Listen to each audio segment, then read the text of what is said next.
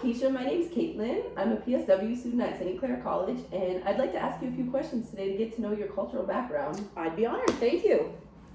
Okay. So Keisha, do you only speak English or are you bilingual? I only speak English. Is Canada the only place that you've ever lived before?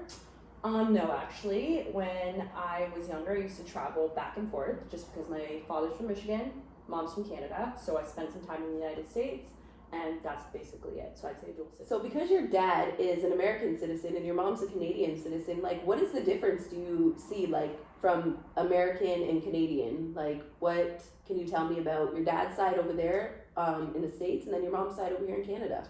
I would definitely say completely two different types of people. My mom's side actually is Native American and Black, and they're located in South Buxton, which is actually one of the places that slaves came through. So my family is actually one of the first 15 Black families to actually escape slavery and get their freedom. So that side, I would say they live in the country, very free-spirited, super positive. Where my father's side, I would say they're not more rigid, but I believe whole entire family was in the army. So if you know that, you can imagine routine is such a big difference where my family on Canadian side, they're free spirits, free going. My father's side, because they're so militant, everything is structure, practicality, they like punctuality, they want you to be on time. So I would say those things are different. And mainly that's it. I wouldn't say too much personality traits, just mainly their outlooks on life. So growing up, how do you think that affected you coming from like over here it's so much different as opposed to over there structure like, and then over here just is completely free. Yeah, free flowing. It actually is balance. It's actually helped me a lot because say I make a mistake or I'm too free spirited and I do something, I kind of have that backbone to kind of put me back in place with my United States side because they are so practical. They're not unrealistic, but they just, want to keep you on a good path. So I would say if anything, it kind of helped me because I have the best of both worlds, right? Yeah. Yeah. So I have more perspective, I would say, versus somebody who just comes straight from a strict background. I have kind of the best of both worlds. That's awesome. Good. Do you consider yourself a dual citizen? No, I actually consider myself a naturalized citizen. What exactly is a naturalized citizen? So a naturalized citizen would be when someone has a parent from another country or a different area in the world, and if they've served in the military in that country or if their parents went to school for a certain amount of time, by law you get a naturalized citizenship. So you're not exactly a dual citizen, but you do have the opportunity to choose whether to be American or Canadian. So what would you consider yourself, since you do live in Canada and you have family over in the States, would you consider yourself a Canadian or an American citizen? I would like to say I consider myself Canadian just because I live here, but I have spent time in the US, so I would say depends on the circumstance if I'm living in the United States or if I'm living here. But I would just say I'm a citizen. So how about family? Do you have any siblings in the States or siblings in Canada or? Yes, I'm actually the youngest of 9. So I have 2 older sisters who reside in Vegas, and then my father's sister lives in the United States, and all my other siblings, so I'll say the other 7, are kind of spread out throughout Canada. Oh, so you're pretty much in the middle. Do you consider yourself a middle child?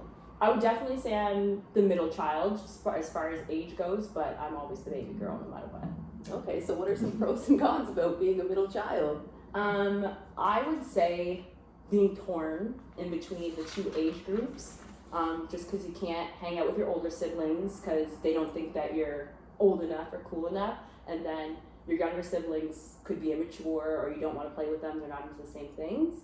So it could be a little lonely sometimes. Understandable. What is your favorite traditional American dish? I would have to say Thanksgiving for sure, but if I had to choose a dish from it, I would say probably mac and cheese, maybe collard greens. I can't pick one. There's honestly so many good comfort foods from the United States. So, because you are from the States, and we are in Canada, I know that they have different holidays, in the States as opposed to Canadian holidays. So, tell me a little about traditional American holidays. Well, you should know we have Canada Day, obviously. They celebrate Independence Day, which is July 4th. Not too big of a difference in between the two. They're both celebrating the country's independence and the country itself. Biggest one I would say is Thanksgiving, just because there's two completely different dates, and what we stand for our Thanksgiving and what they stand for is two completely different things. But you get the best of both worlds. You get two Thanksgivings, two Christmases. That's good. Okay. So, would you consider yourself a healthy person? I would say that I try to be healthy. I don't exercise too much, but I do practice like mental health things to kind of keep myself balanced. But as far as physical exercise, no. So, what do you do to maintain a healthy lifestyle, would you say? I would say I focus on my spirituality a lot. I'll try and make sure that I eat 3 meals a day as much as I can. No smoking. I'll occasionally drink, and try not to stress out. That's the main thing I would say. Okay. So, what is the difference between your religion or spirituality? Like, what are your beliefs? I would say my beliefs are more as a whole, like as you as a person, like that's how you. I'm trying to think, how could I word this to you? I would say religion is more focused on someone per se and things you should do and things you shouldn't do, where spirituality is just about you as a person and how you relate to people, your interactions with people, and the natural karmic cycle of life. So it's more just So about you're more spiritual than religious. 100%. I would say. I wouldn't say that I'm religious at all. You could just say that I'm more spiritual. I believe in a higher power, but everybody's focused on themselves mainly.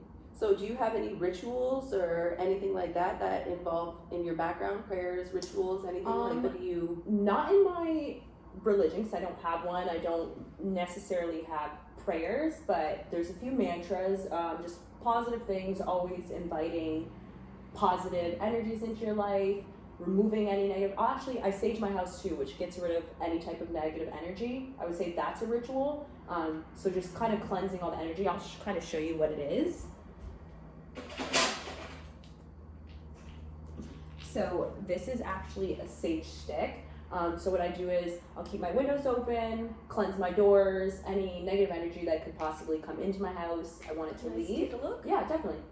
So does this have like does smoke come from it? Yeah, Does so it have once a you- odor or like The odor, I would say it is very pungent, so definitely want to keep your windows open.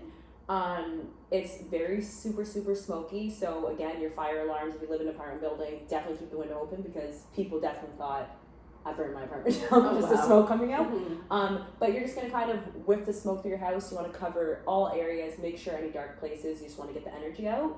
And then these are two of my favorite crystals. This one is actually rose quartz. So this one is going to help you practice self-love, self-worth. So if I ever feel down, something like that, I'll even meditate holding it. Nice. And then this one is pyrite, or people call it fool's gold. So it's just kind of inviting money, abundance, things that are going to help you kind of like flourish, I would say. So you mentioned meditating with those. So can you explain a little bit about meditation? Like, what do you do? What do you say? Like, how do you go about meditating? First, usually, like I said, I like to cleanse my area, just make sure like I'm in a good space. Any negative things that are around, I try not to think about it. You want to focus on positive. And I would say I listen to an app. There's actually an app I use. It's called Oak. And it kind of plays music that are at certain frequencies or vibrancies that hit certain chakras in the body. So it actually, the sounds alone kind of calm you. So I would say I would just cleanse my space, sit down, get my app open, have those sounds going, make sure the windows are open, in center candles, kind of touch every sense and just relax your body fully, and you're just gonna turn your head off. Nice. So you consider yourself to be like a pretty positive person. Yeah, I try and bring positivity into everything I do. Don't try and focus on the negative because your mind will keep you there 100%. That's good. That's good. So, what brings you joy? What do you enjoy doing? Tell me a little bit about, Keisha. Well, makeup, obviously. That's something like I like to do. Researching about crystals. I'm not gonna lie, like I said, I'm not a huge physical person, so when it comes to those type of things, I'm not a gym person. I don't work out. Rollerblading occasionally, but I just like to be social. Go out to dinner, hang out with my friends, be around family, but maybe a few people. I'm not a large crowd person. That's good. Good. Okay. Well, Keisha, that pretty much sums up my questions for you. Thank you so much for being honest and open and just letting me get to know you a little bit better. Absolutely. I really appreciate it. It was actually nice speaking with you and getting to know you more. Thank you. Thank you so much for your time. You as well. So in conclusion, I believe interviewing the client is beneficial because you really get to know them and their beliefs, like where they're coming from and like their perception pretty much coming from their own eyes, basically. Everybody has different beliefs and different values, so it's really good just to get to know who the client is and where they're coming from and just things that have to do with them and their life and the way that they look at things or the way they would handle things, just because everybody's different. So it's just good to get to know who you're dealing with, maybe things that they like or things that, how things they would want things to be done for themselves. Like I would want things done for myself a certain way. If somebody was taking care of me. So it would be good to just to get to know how they would want situations handled, how to go about handling it. So I think that is a good reason kind of to get to know your client, ask questions, find out about who they are, what they like, beliefs, cultural background, etc. Yeah.